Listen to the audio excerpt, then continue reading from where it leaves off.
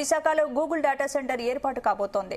రాష్ట్రానికి game changer గా నిలిచే ఈ భారీ ప్రాజెక్టు ఏర్పాటు కానుండడం వెనుక మంత్రి లోకేష్ కీలక పాత్ర పోషించారు. అమెరికా బయట గూగుల్ ఏర్పాటు చేస్తున్న అతిపెద్ద ఏఐ హబ్ ఇదే కావడం విశేషం. ఇదే అంశంపై ఇవాళ డిఎన్ఏలో మా ఎడిటర్ భరత్ తో డిస్కస్ చేద్దాం. భరత్, ఏపీ గేమ్ చేంజర్ గా ఆర్టిఫిషియల్ హబ్ చంద్రబాబు చాణక్యంతో విశాఖలో గూగుల్ డేటా సెంటర్ ఏర్పాటు కూడా ఎలా చూడొచ్చు? సో స్పందన, ఇది ఆంధ్రప్రదేశ్ కే కాదు, భారతదేశానికే చాలా పెద్ద శుభవార్త. ఒక మైల్ స్టోన్ ఆర్టిఫిషియల్ ఇంటెలిజెన్స్ లో, లేకపోతే ఇప్పుడున్న సాఫ్ట్వేర్ రంగంలో కి ఒక మైల్ స్టోన్. అంటే మనం గతంలో ఇక్కడ సైబర్ టవర్స్ హైదరాబాద్ లో చంద్రబాబు నాయుడు ఏర్పాటు చేయడం ఎట్లా అయితే సాఫ్ట్వేర్ ఇండస్ట్రీకి ఏ విధంగా మైల్ స్టోనో, ఇప్పుడు ఏదైతే ప్రకటన చేశారో ఆ ప్రకటన కనుక అనుకున్నట్టు రూపం దాల్చితే, ఎందుకంటే చాలా స్టేట్మెంట్స్ వస్తూ ఉంటాయి, బట్ ఆ స్టేట్మెంట్స్ ని చాలా కంపెనీస్ ఫుల్ఫిల్ చేయవు. కానీ చేసిన కంపెనీ అక్కడ గూగుల్. ఇప్పుడు మొదలు నిన్నటి వరకు అందరూ ఏమనుకున్నారంటే గూగుల్ డాటా సెంటర్ ఏర్పాటు చేస్తోంది విశాఖలో అని చెప్పారు. డాటా సెంటర్ అంటే ఏంటంటే Google AI data centre. Yes. So ఇప్పుడు దానితో పాటు ఇవాళ స్టేట్మెంట్ ఇచ్చింది గూగుల్ ఏఐ హబ్. ఏఐ అంటే ఆర్టిఫిషియల్ ఇంటెలిజెన్స్. ఇప్పుడు మొత్తం ఈ రంగం అంతా కూడా మారిపోతుంది. ఆర్టిఫిషియల్ ఇంటెలిజెన్స్ తో ప్రపంచం మొత్తం మారిపోతుంది. సో భారతదేశంలో ఈ ఏఐ హబ్ ను విశాఖలో చేయబోతున్నారు. ఒక భారతదేశమే కాదు, అమెరికా బయట గూగుల్ ఇంత పెద్ద ఎత్తున పెట్టుబడులు పెట్టడం ఇది ప్రథమం. ఆ పెట్టుబడులు విశాఖలో చేయబోతున్నారు. ఎన్ని పెట్టుబడులు? రాబోయే 5 ఏళ్లలో $15 బిలియన్. బిలియన్ అంటే 100 కోట్లు. ఒక డాలర్ విలువ ఇప్పుడు $89, $88 ఉంది. అంటే దాదాపు $90 వేసుకుందాం. అంటే ఒక బిలియన్ డాలర్ అంటే 9,000 కోట్లు. 100 కోట్లు ఇంటూ $90 అంటే దాదాపు ఎంత వస్తుంది? 9,000 కోట్ల రూపాయలు. అటువంటివి $15 బిలియన్ అంటే రాబోయే 5 ఏళ్లలో గూగుల్ 135,000 కోట్లను ఖర్చు పెడతామని అనౌన్స్ చేశారు. అది అనౌన్స్ చేసింది ఎవరో గూగుల్ మామూలు వ్యక్తి కాదు, సుందర్ పిచాయ్ ట్వీట్ చేశారు. అదేవిధంగా ప్రధానమంత్రి నరేంద్ర మోడీ ట్వీట్ చేశారు. ఇవాళ ఈ టాపిక్ ఎందుకు తీసుకున్నామంటే చాలా ఇంపార్టెంట్. భారతదేశ ఆర్టిఫిషియల్ ఇంటెలిజెన్స్ చరిత్ర రూపురేఖలు మారబోతున్నాయి గూగుల్ సహకారంతో. ఆంధ్రప్రదేశ్ కి ఆ ప్రాజెక్ట్ రావడం, ఆంధ్రప్రదేశ్ లో విశాఖపట్నంకి ఆ ప్రాజెక్టు రావడం అన్నది మైల్ స్టోన్ గా నిలవబోతుంది. సుందర్ పిచాయ్ ట్వీట్ చేశారు, great to speak with India PM Narendra Modi. అంటే నరేంద్ర మోడీతో నేను ఫోన్ లో మాట్లాడాను. To share our plans for the first ever Google AI hub in Visakhapatnam, a landmark development. So Sundar Pichai Google CEO tweet చేశారు. ఆయన మన భారతీయుడే. నరేంద్ర మోడీతో ఫోన్ లో మాట్లాడి ఆయన ఈ విషయాన్ని ట్వీట్ చేశారు. This hub combines gigawatt scale compute capacity, a new international subsea gateway and large scale energy infrastructure. Though it we will bring our industry leading technology to enterprises and users in India, accelerating AI innovation and driving growth across the country. ఒకటి, ఈ చాలా మందికి ఈ gigawatt Google data centre అంటే ఏంటి అని చాలా మందికి సందేహం రావచ్చు. డాటా సెంటర్ అంటే ఏం లేదు, మనకి ఇంటర్నెట్ ఎక్కడి నుంచి వస్తుంది? ప్రపంచవ్యాప్తంగా సముద్ర మార్గంలో ఉన్న కేబుల్స్ ద్వారా ఇంటర్నెట్ భారతదేశంలోకి వస్తుంది. ఇంటర్నెట్ కేబుల్స్ అంటే ప్రపంచవ్యాప్తంగా ఇప్పుడు మీకు సముద్రంలో ఏదైనా డిస్టర్బెన్స్ అనుకున్నది అనుకోండి, సముద్ర మార్గంలో కేబుల్ డిస్టర్బెన్స్ అయితే అప్పుడప్పుడు ఇంటర్నెట్ డిస్ట్రప్షన్ కూడా అవుద్ది. ప్రపంచవ్యాప్తంగా వరల్డ్ వైడ్ ఉన్నదంతా కూడా సముద్ర మార్గం ద్వారా వచ్చే కేబుల్స్ ద్వారా మనకి ఇంటర్నెట్ వస్తుంది. భారతదేశంలో 2 సెంటర్స్ ఉన్నాయి. ఒకటి ముంబైలో, రెండవది చెన్నై. సో కోస్టల్ సిటీసే దీనికి అనుకూలం. అంటే ఇప్పుడు హైదరాబాద్ లో డాటా సెంటర్ పెడితే లాభం లేదు, ఎందుకంటే హైదరాబాద్ లో సముద్రం లేదు, సముద్రం నుంచి కనెక్ట్ అయి ఉండాలి. సో సముద్రంలో కనెక్ట్ అయి ఉన్న సిటీస్ అటు ముంబైలో ఒక సెంటర్ ఉంది, చెన్నైలో ఒకటి ఉంది. ఇప్పుడు 3వ సెంటర్ ని గూగుల్ వైజాగ్ లో ఏర్పాటు చేస్తుంది. గతంలో అదానీ డాటా సెంటర్ ఏర్పాటు చేస్తున్నారు. సో ఇప్పుడు అదానీ కూడా దీనిలో ఇన్వాల్వ్ అయ్యారు. Google, Adani plus Bharti Airtel. అంటే ఎయిర్టెల్, మనం ఎయిర్టెల్ ఫోన్ వాడతాం కదా, ఎయిర్టెల్ కంపెనీ భారతీ ఎయిర్టెల్ కూడా దీనిలో ఇన్వాల్వ్ అయింది. సో వీళ్ళు ముగ్గురు కలిసి ఈ డాటా సెంటర్ తో పాటు గూగుల్ ఆర్టిఫిషియల్ ఇంటెలిజెన్స్ హబ్ విశాఖపట్నంలో ఏర్పాటు చేయబోతుంది. రాబోయే 5 సంవత్సరాల్లో 1,35,000 కోట్లు దీనికోసం ఖర్చు చేస్తామని చెప్పి. 1,35,000 కోట్లు అంటే ఆంధ్రప్రదేశ్ బడ్జెట్ లో ఆల్మోస్ట్ సగం, 1/3 ఒక గూగుల్ ఒక్క విశాఖపట్నంలో దీని మీద ఖర్చు పెట్టబోతుందని చెప్తున్నారు. ఇది సుందర్ పిచాయ్ ట్వీట్ చేశారు. నరేంద్ర మోడీ కూడా ట్వీట్ చేశారు. Delighted by the launch of the Google AI hub in the dynamic city of Visakhapatnam, Andhra Pradesh. This multi-phased investment that includes gigawatt-scale data center infrastructure aligns with our vision to build a Vikasit Bharat. It will be a powerful force in democratizing technology. It will also ensure AI for all, delivering cutting-edge tools to our citizens, boosting our digital economy and securing India's place as a global technology leader. So Narendra Modi కూడా ఆ విషయాన్ని tweet చేశారు. ఇవాళ ఉదయం మనకు అశ్విని వైష్ణవ్, కేంద్ర IT శాఖ మంత్రి, ఆర్థిక శాఖ మంత్రి నిర్మలా సీతారామన్, చంద్రబాబు నాయుడు, లోకేష్ నలుగురు కూడా ఈ విషయాన్ని గూగుల్తో కలిసి ఇండియా ఏఐ, చూడండి ఇండియా ఏఐ, భారతదేశంలో అతిపెద్ద ఆర్టిఫిషియల్ ఇంటెలిజెన్స్ హబ్, భారతదేశంలోనే కాదు ప్రపంచంలో అమెరికా తర్వాత అతిపెద్ద ఆర్టిఫిషియల్ ఇంటెలిజెన్స్ హబ్ ను విశాఖపట్నంలో, మన విశాఖపట్నంలో, అంటే చైనాలో ఏర్పాటు చేయట్లేదు, రష్యాలో ఏర్పాటు చేయట్లేదు, లేకపోతే ఆస్ట్రేలియాలో ఏర్పాటు చేయట్లేదు, లండన్లో, యూరోపియన్లో ఏర్పాటు చేయట్లేదు. గూగుల్ మన దేశంలో, మన విశాఖపట్నంలో ఏర్పాటు చేయడం అన్నది ఇది ఒక గేమ్ చేంజర్ గా జరగబోతుంది. ఏంటి దీనివల్ల లాభాలు ఏం జరుగుతాయంటే, ఒకటి ఇప్పుడు ఏమంటారు, ఉద్యోగాలు తక్కువ అని చెప్తున్నారు, కానీ గూగుల్ ఏర్పాటు చేస్తే మిగతా సంస్థలన్నీ కూడా అక్కడ రావాల్సిందే. దాదాపు 1,35,000 కోట్లు, 2 లక్షల మంది యువతకు ఉపాధి అవకాశాలు ఫ్యూచర్ లో వస్తాయన్నారు. ఇమీడియట్ గా అంతమంది రాకపోవచ్చు. ఇదేంటంటే సన్సీ కేబుల్ నెట్వర్క్ అంతర్జాతీయ కనెక్టివిటీకి ఇప్పుడు ముంబై, చెన్నై మీదే 2 మాత్రమే ఉన్నాయి ఇంటర్నెట్ కనెక్ట్. దాని మీద బాగా ప్రెషర్ పడుతుంది, ఎందుకంటే ఇంటర్నెట్ యూసేజ్ బాగా పెరిగింది.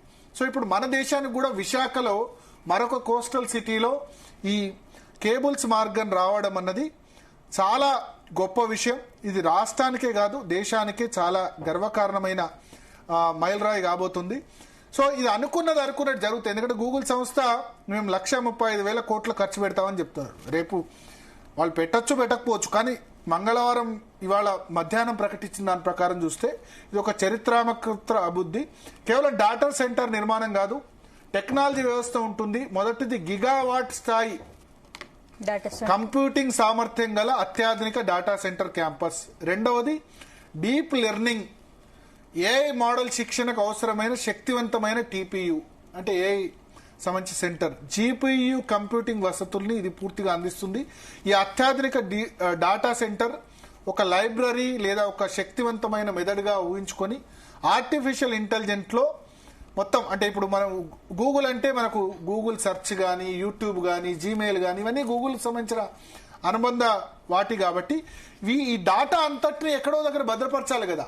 ఆ డాటా అంతటిని కూడా ఇప్పుడు దీన్ని దాచిపెట్టడమే కాదు, దాన్ని చాలా ఫాస్ట్ గా ప్రాసెస్ చేస్తుంది. మీరు గూగుల్లో మనం సెర్చ్ చేస్తే ఏంది, సెకండ్లలోనే మొత్తం రిజల్ట్స్ అన్ని కూడా వచ్చేస్తాయి. ఎట్లా వస్తాయి? బికాస్ ఈ డేటా సెంటర్లోని శక్తివంతమైన కంప్యూటర్ వల్ల ఇదంతా సాధ్యం. సో ఆ డాటా సెంటర్ ను, గిగావాట్ సామర్థ్యం కలిగిన డాటా సెంటర్ ను ఇప్పుడు వైజాగ్ లో ఏర్పాటు చేయబోతున్నారు. సో ఈ టీపీయూ, జీపీయూ అన్ని కూడా ఆర్టిఫిషియల్ ఇంటెలిజెన్స్ కోసం ప్రత్యేకంగా తయారు చేసిన సూపర్ ఫాస్ట్ కంప్యూటర్ చిప్స్. ఇవన్నిటిని కూడా అక్కడ ఏర్పాటు చేయబోతున్నారు. ఒక విధంగా చెప్పాలంటే విశాఖలో ప్రపంచంలోనే అత్యంత శక్తివంతమైన కంప్యూటర్లో ఒక డిజిటల్ బ్రెయిన్ లాంటిది ఏర్పాటు చేయబోతున్నారు. విశాఖ తీరంలో అంతర్జాతీయ సబ్సీ కేబుల్ గేట్వే కూడా ఏర్పాటు చేయబోతుంది. దీంతో విశాఖపట్నం ప్రపంచంతో నేరుగా అనుసంధానం కాబోతుంది. ఇప్పటి వరకు నేను ఇంతకుముందు చెప్పినట్టు ముంబై, చెన్నై గేట్వేల ద్వారా మాత్రమే భారతదేశం ఆధారపడి ఉంది. దీనివల్ల మనకు దేశానికి కూడా చాలా లాభం. సో ఈ గేట్వే అంటే ఏం లేదు, సముద్ర గర్భంలో ఇంటర్నెట్ కేబుల్ సముద్ర గర్భంలో రహదారి. సో దానికి ఒక గేట్వే లాంటిది ఉపయోగపడుతుంది. సో దీనివల్ల చాలా పెద్ద ఎకో సిస్టమ్ రాబోతుంది. అంటే ఒక గూగుల్ వస్తే ఏమైతుందని చెప్తే, గూగుల్ లాంటి పెద్ద కంపెనీ వస్తే ఏం జరుగుతుంది, ఇప్పుడు మన దగ్గరకు వచ్చింది, మైక్రోసాఫ్ట్ వచ్చింది, బిల్ గేట్స్ ఉన్నప్పుడు. తర్వాత గూగుల్, అమెజాన్ అన్ని వచ్చాయి కదా హైదరాబాద్ లో. సో ఒక పెద్ద ఎకో సిస్టమ్ ఇక్కడ ఏర్పడుతుంది. సో జాబ్ ఆపర్చునిటీస్ కోసం చాలా ఇప్పుడు జాబ్ ఆపర్చునిటీస్ గూగుల్ అనౌన్స్ చేసింది, దీంతో 200, 300 అని చెప్పారు. కానీ ప్రత్యక్షంగా పరోక్షంగా మొత్తం 1.8 లక్షల మంది, ఇప్పుడు హైదరాబాద్ లో 5-6 లక్షల మంది సాఫ్ట్వేర్ ఉద్యోగులు ఉన్నారు. 5-6 లక్షల మందికే ఉపాధ్యాయులు. సాఫ్ట్వేర్ ఉద్యోగుల కింద హోటల్స్, ఫుడ్, చాలా ఇండస్ట్రీస్ వస్తాయి కదా, టూరిజం, ఇవన్నీ వస్తాయి కదా. డబ్బులున్న చోటనే అన్ని ఇండస్ట్రీస్ వస్తాయి. సాఫ్ట్వేర్ ఉద్యోగులకు శాలరీస్ ఎక్కువ ఉంటాయి. శాలరీస్ ఎక్కువ ఉండడం వల్ల ఏమవుతుంది, రియల్ ఎస్టేట్ ల్యాండ్స్ కొంటారు, రియల్ ఎస్టేట్ అభివృద్ధి జరుగుతుంది, ఫుడ్ తింటారు, హోటల్స్, టూరిజం, ఇవన్నీ ఎంప్లాయ్మెంట్ అవుతాయి కదా. సో డైరెక్ట్ ఎంప్లాయ్మెంట్ హైదరాబాద్ లో సాఫ్ట్వేర్ 5 లక్షల మందికో 6 లక్షల మందికో ఎంప్లాయ్మెంట్ రావచ్చు. కానీ ఇండైరెక్ట్ గా దాదాపు దాని మీద 25-30 లక్షల మంది డిపెండ్ అయి ఉన్నారు. క్యాబ్లలో తిరిగితే క్యాబ్లు, తింటే హోటల్స్, స్టే చేస్తే పెద్ద పెద్ద హోటళ్లు, మ్యారియట్, పార్క్ హయత్, ఇవన్నీ కూడా సామాన్లు పెట్టలేరు కదా. సో డబ్బులు ఉన్న చోట ఇవన్నీ వస్తాయి. సో డైరెక్ట్ గా ఇండైరెక్ట్ గా దాదాపు 1.8 లక్షల ఉద్యోగాలు వస్తాయని అంచనా వేస్తున్నారు. సో అన్ని ఉద్యోగాలు వస్తాయా లేదా అన్నది పక్కన పెడితే ఇది ఒక మైలురాయిగా చెప్పొచ్చు. ఇది పెట్టుబడి కాదు, డిజిటల్ సంబంధించి చాలా సాంకేతిక విప్లవంగా చెప్పాలి. నిజంగా దీని విషయంలో లోకేష్ ను అభినందించాలి, చంద్రబాబు నాయుడిని అభినందించాలి. మాటల్లో చెప్పలేము. డెఫినెట్ గా చంద్రబాబు నాయుడు ఒక విజన్, అంటే నిన్నటి వరకు కూడా లీక్ చేయలేదు. అందరూ ప్రధానమంత్రిని శ్రీశైలంకి ఆహ్వానించేందుకు పోతున్నారని చెప్పారు. నిన్న ప్రధానమంత్రిని కలిశారు. ఇవాళ మార్నింగ్ సడన్ సర్ప్రైజ్ ఇచ్చారు సిటీ ఆఫ్ డెస్టినీలో. అంటే ఇంతకుముందే జగన్ హయాంలో అదానీ ఆధ్వర్యంలో డేటా సెంటర్ అని చెప్పారు. సో ఇప్పుడు దీనిలో అదానీ కూడా భాగస్వామిగా ఉన్నారు. అయితే అదానీ పేరు ఎక్కడ బయట పెట్టలేదు, అదానీ భాగస్వామిగా ఉన్నారు. భారతీ ఎయిర్టెల్ కూడా కంపెనీ కూడా ఈ గూగుల్ తో కలిసి చేపట్టబోతోంది. సో ఒక విధంగా ఇప్పుడు ప్రపంచవ్యాప్తంగా ట్రెండ్ అవుతుంది. ఎందుకంటే చాలా పత్రికల్లో కూడా, వాల్ స్ట్రీట్ జర్నల్లో, బీబీసీలో, సిఎన్బిసిలో అన్నిట్లో కూడా Google invest $10 billion in AI data centre project in India అని చెప్పి అన్ని అంతర్జాతీయ సంస్థల్లో కూడా కథనాలు వస్తున్నాయి. సో వైజాగ్ వాసులే కాదు, ఆంధ్రప్రదేశ్ వాసులు, తెలుగు రాష్ట్రాలకు కూడా. ఎందుకంటే ఇప్పుడు హైదరాబాద్ లో ఎంప్లాయ్మెంట్ అంటే కేవలం తెలంగాణ వాళ్ళకే కాదు కదా, ఆంధ్ర నుంచి వచ్చిన వాళ్ళు ఉన్నారు, నార్త్ ఇండియా వాళ్ళు ఉన్నారు. సో అందరికీ మేలు జరుగుతుంది. ప్రాజెక్ట్ రాష్ట్ర ఎకానమీపై ఏ విధంగా ఇంపాక్ట్ చూపుతుంది? ఆంధ్రప్రదేశ్ ఎకానమీ ఒక విధంగా డెఫినెట్ గా బూస్ట్ అవుతుంది. అయితే రిజల్ట్స్ ఒక్క రోజులో రావు. ఎకానమీ అన్నది ఇప్పుడు హైదరాబాద్ గ్రోత్ ఒక్క రోజు వచ్చిందా? చంద్రబాబు నాయుడు బిల్ గేట్స్ టైంలో 2000 సంవత్సరంలో సైబర్ టవర్స్ కు శంకుస్థాపన జరిపినప్పుడే కాదు కదా, 25 సంవత్సరాల్లో ఏ విధంగా బిల్డప్ అయింది. ఆయన దానిలో ముందు ఎవరు అంగీకరించకుండా చంద్రబాబు నాయుడు కంట్రిబ్యూషన్ ఉంది హైదరాబాద్ డెవలప్మెంట్ లో, గ్రోత్ లో. ఇంతమంది ఉంటున్నారంటే దాన్ని రాజశేఖర రెడ్డి కంటిన్యూ చేశారు, కేసీఆర్ కంటిన్యూ చేశారు, కేటీఆర్ కంటిన్యూ చేశారు, అందరూ కూడా కంటిన్యూ చేశారు హైదరాబాద్ అభివృద్ధిలో. కేటీఆర్ ఇంకొక మెట్టు దాటి దానికి 10 రెట్ల ఇన్వెస్ట్మెంట్ తీసుకురాగలిగారు, ఆ గ్రోత్ ను కంటిన్యూ చేయగలిగారు. సో ఈ ప్రభుత్వం, రేవంత్ రెడ్డి ప్రభుత్వం కూడా ఆ విధంగా కంటిన్యూ చేస్తుందని చెప్పారు. అయితే ప్రతిపక్షాలు కొన్ని మాట్లాడుతున్నాయి ఏంటంటే 22,000 కోట్ల రాయితీ ఇచ్చారు గూగుల్ కోసం, దీనిలో కేవలం 200 ఉద్యోగాలు వస్తాయా, ఇట్లా విమర్శలు వైఎస్ఆర్ సిపి చేస్తుండొచ్చు. రాయితీలు ఇవ్వండి, పరిశ్రమలకు రాయితీలు ఇవ్వండి. గూగుల్ లాంటి ప్రెస్టీజియస్ కంపెనీ ఇక్కడ వస్తే అది డెఫినెట్ గా అడ్వాంటేజ్ జరుగుతుందని నేను చెప్తాను. రాయితీలు ఇవ్వండి, ఎవరు కూడా రారు. గూగుల్ లాంటి కంపెనీ ప్రధానమంత్రి నరేంద్ర మోడీ లేకపోతే వాళ్ళిద్దరు సుందర్ పిచాయ్ ఇద్దరు అనౌన్స్ చేశారంటేనే ఇది డెఫినెట్ గా చాలా గొప్ప పరిణామంగా మనం చెప్పాల్సి ఉంటుంది. ఖచ్చితంగా ఇది ఒక గేమ్ చేంజర్ లాగా మనం దీన్ని అనుకోవచ్చు, ఏదైతే ఇప్పుడు వచ్చిందన్నో. సో చంద్రబాబు నాయుడిని అభినందించాలి, లోకేష్ను అభినందించాలి. ఈ విషయంలో లోకేష్ మొదలు చాలా మంది విమర్శించారు రాజకీయాల్లో చంద్రబాబు నాయుడు వారసత్వాన్ని పుణికిపుచ్చుకుంటారా లేదా అని. బట్ తనను తాను లోకేష్ కూడా ప్రూవ్ చేసుకున్నారు ఈ మొత్తం వ్యవహారంలో. తాను ముఖ్యంగా ఐటీ సంబంధించి విషయంలో, ఆంధ్రప్రదేశ్ పెట్టుబడుల విషయంలో చాలా గతంలో అమెరికా టూర్లు వెళ్ళారు, తర్వాత వేరే చోట కూడా వెళ్ళారు. సో చాలా గ్రౌండ్ వర్క్ చాలా జరిగింది దీని వెనుక. మనకి ఇప్పుడు బయటకు వచ్చింది కానీ చాలా గ్రౌండ్ వర్క్ అయితే చాలా పెద్ద ఎత్తున జరిగినట్టుగానే మనకు ఖచ్చితంగా అర్థమవుతుంది. సో చాలా అధికారంలోకి వచ్చిన వెంటనే గూగుల్ సంస్థను లోకేష్ సంప్రదించారు. ఏ డేటా సెంటర్ తోటి చాలా విద్య, వైద్యం, వ్యవసాయం ఇట్లా అన్ని రంగాల్లో కూడా చాలా మార్పులు అవుతుంది. అమెరికాలో ఇప్పుడు మనకు హైదరాబాద్లో మైక్రోసాఫ్ట్ వచ్చిన తర్వాత అనేక కంపెనీలు వచ్చి ఐటీకి పునాది వేసాయి.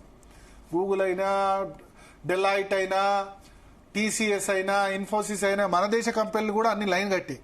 సో విశాఖ వస్తున్న గూగుల్ ఏఐ డేటా సెంటర్ ద్వారా ఒక కొత్త ఎకో సిస్టమ్ వైజాగ్లో బిల్డప్ కాబోతుంది. సో 2 తెలుగు రాష్ట్రాలు కూడా పోటీ పడాలి. మనం లేకపోతే ఇప్పుడు బెంగళూరు తీసుకెళ్తారు, లేకపోతే చెన్నై తీసుకెళ్తుంది, లేకపోతే నోయిడా తీసుకెళ్తుంది, లేకపోతే గుర్గావ్ తీసుకెళ్తుంది. హైదరాబాద్ పోటీ పడుతున్నట్టే ఇటు ఆంధ్రప్రదేశ్లో విశాఖ కూడా రావడం. ఎందుకంటే ఆంధ్రప్రదేశ్ విడిపోయిన తర్వాత విభజిత ఆంధ్రప్రదేశ్లో పెద్ద ఇండస్ట్రీస్ ఏవి ఏర్పాటు కాలేదు, ఇంకా కూడా హైదరాబాద్ మీద డిపెండెన్సీ ఉన్నాయి అనేదైతే అప్రహెన్షన్స్ వచ్చాయో దాన్ని బద్దలు కొట్టేలా ఇవాళ అద్భుతమైన ఒక విధంగా చెప్పాలంటే ఆంధ్రప్రదేశ్ ఇవి అన్నది అనుకున్నట్టుగా జరిగితే, ఇది జరిగినట్టుగా జరిగితే కనుక, అంటే గూగుల్ చెప్పినట్టుగానే, ఎందుకంటే చాలా కంపెనీలు చెప్తూ ఉంటాయి ఫ్యాబ్ సిటీ అని చెప్పారు హైదరాబాద్లో, కానీ అది డెలివర్ కాలేదు. ఫ్యాబ్ సిటీ సెమీ కండక్టర్స్ పెద్దగా తయారు కాలేదు వైఎస్ రాజశేఖర రెడ్డి హయాంలో. అట్లాగే మన్నవరంలో మన్నవరంలో కూడా చిత్తూరు జిల్లాలో ప్రాజెక్ట్ అన్నారు, అన్ని డెలివర్ కాలేదు. ఫార్మా సిటీ మన దగ్గర ఏర్పాటు చేస్తామన్నారు. ఆ ఫార్మా సిటీ ఇప్పుడు 4th సిటీగా రేవంత్ రెడ్డి ప్రభుత్వం చేస్తుంది. సో గూగుల్ మాత్రం కొంత క్రెడిబిలిటీ ఉంది కదా, గూగుల్ మాత్రం క్రెడిబుల్ గా చెప్పింది చేస్తుందని ఉంది కదా. సో దాన్ని బట్టి చూస్తే గనక ఒక విధంగా చెప్పాలంటే గూగుల్ గనక అన్న మాటకు నిలబడితే మాత్రం ఇది ఆంధ్రప్రదేశ్ చరిత్ర గేమ్ చేంజర్. భారతదేశ ఆర్టిఫిషియల్ ఇంటెలిజెన్స్ కూడా ఇది ఒక గేమ్ చేంజర్ చెప్పాలి. ఎందుకంటే ఏఐ సెంటర్ వస్తే చాలా భారీ రిసోర్సెస్ కావాలి. ముఖ్యంగా గూగుల్ లాంటి ప్రతిష్టాత్మక సంస్థ వస్తే టెక్నాలజీ రంగాన్ని ఎత్తుకు పైఎత్తు చేస్తుంది. గూగుల్ ద్వారా మనం ఎంత డిపెండ్ అయి ఉన్నాం, యూట్యూబ్, గూగుల్ సెర్చ్, దాన్ని కొట్టలేకపోతున్నాయి కదా వేరే కూడా. ప్రాజెక్ట్ ఇంప్లిమెంట్ చేయడానికి సో జీమెయిల్, ఇటువంటి డేటా అంతా కూడా ఇక్కడ స్టోర్ అవుతుంది. సో యుఎస్ బయట ఇంత పెద్ద భారీ డేటా సెంటర్ మన దగ్గర ఏర్పాటు చేసిందంటే ఇదేదో క్యాజువల్ న్యూస్ కాదు. ఓ 10 ఏళ్ల నాటికి యుఎస్ వెళ్లే వాళ్ళు తగ్గిపోయి మన దగ్గరే టాలెంట్ ఉన్న వాళ్ళకి ఇక్కడే మన దగ్గరే పూర్తి స్థాయి అవకాశాలు, ఎందుకంటే ట్రంప్ ఇప్పుడు రానివ్వట్లేదు కాబట్టి ఇక్కడే అవకాశం వస్తే అది ఒక గూగుల్ వల్లనే కాదు. గూగుల్ వచ్చిందంటే ఒక ఎకో సిస్టమ్ బిల్డప్ అవుతుంది. గూగుల్ న్యూస్ మిగతా కంపెనీలు వస్తాయి, మధ్యస్థాయి చిన్న స్థాయి కంపెనీలు మొదలు పెడతాయి. సో అప్పుడు బిల్ గేట్స్ ఒప్పించి చంద్రబాబు నాయుడు మైక్రోసాఫ్ట్ తీసుకురావడం ద్వారా బిల్ క్లింటన్, బిల్ గేట్స్ అందరూ హైదరాబాద్ వచ్చి హైదరాబాద్ ప్రతిజ్ఞ పెరిగిన నేపథ్యంలో సో ఒక విధంగా అప్పుడు అన్నారు చంద్రబాబు నాయుడు, ఏంది సాఫ్ట్వేర్ కంపెనీల ద్వారా ఇది జరుగుతాయా, ప్రపంచ బ్యాంకు జీతగాడు అని అన్నారు. ఓడిపోయారు కూడా ఆయన ఎలక్షన్స్ 2004లో. ఎందుకంటే ఆయన విజన్ ని, చంద్రబాబు నాయుడు విజన్ ని ఎవరు అర్థం చేసుకోలేరు. 20 ఏళ్ళు ముందుగా ఆలోచిస్తారు. ఇప్పుడు 76 సంవత్సరాల వయస్సున్న 20 సంవత్సరాల ముందు చంద్రబాబు నాయుడు ఆలోచిస్తారు. ఆ రోజు మైక్రోసాఫ్ట్ కనుక చాలా మంది అంటారు Nedurumalli Janardhan Reddy software technology parks STPA ఏర్పాటు చేశారు 91లో. కానీ 91 తర్వాత ఆగిపోయింది కదా. పివి నరసింహారావు ఆర్థిక సంస్కరణలు ఎంతమంది అర్థం చేసుకున్నారు? పివి నరసింహారావుని, మన్మోహన్ సింగ్ ని ఎంతమంది విమర్శించారు? రాజీవ్ గాంధీ కంప్యూటర్లు తీసుకొస్తే కంప్యూటర్ల ద్వారా మనుషులు ఉద్యోగాలు రావని చెప్పారు. సో చంద్రబాబు నాయుడు విజన్ కూడా అదే ఉంటుంది. మైక్రోసాఫ్ట్ 2000 రావడం గేమ్ చేంజర్. సైబర్ టవర్స్ ఒక చిన్న బిల్డింగ్, ఇప్పుడు చాలా పెద్ద బిల్డింగ్స్ వచ్చాయి దానికంటే సైబర్ టవర్స్ తో పోలిస్తే, కానీ అదొక గేమ్ చేంజర్. సో భవిష్యత్తును ఆలోచించేవాడు నాయకుడు. ఆ విధంగా భవిష్యత్తు ఆలోచించి, విజన్ ఆలోచించి చంద్రబాబు నాయుడు తీసుకొచ్చారు. దానికి లోకేష్ ఎఫర్ట్ కూడా తోడైంది. అప్రిషియేట్ చంద్రబాబు నాయుడు, లోకేష్ అప్రిషియేట్ చేద్దాం. రాజకీయాలకు అతీతంగా ఏదైతే గూగుల్ తన చెప్పిందో ఆ మాటకు నిలబడుతుందని ఆలోచిద్దాం. ఆంధ్రప్రదేశ్ ఒక విధంగా, ఆంధ్రప్రదేశ్లో విశాఖపట్నం ఆర్టిఫిషియల్ ఇంటెలిజెన్స్ కి ప్రపంచవ్యాప్తంగా ఒక పెద్ద హబ్ అవుతుందని మనం ఆశిద్దాం, మనస్ఫూర్తిగా ఆశిద్దాం. Right, thank you Bharat. ఇక మరిన్ని అప్డేట్స్ రేపు DNA లో మళ్ళీ కలుద్దాం. Keep watching Zee Telugu news.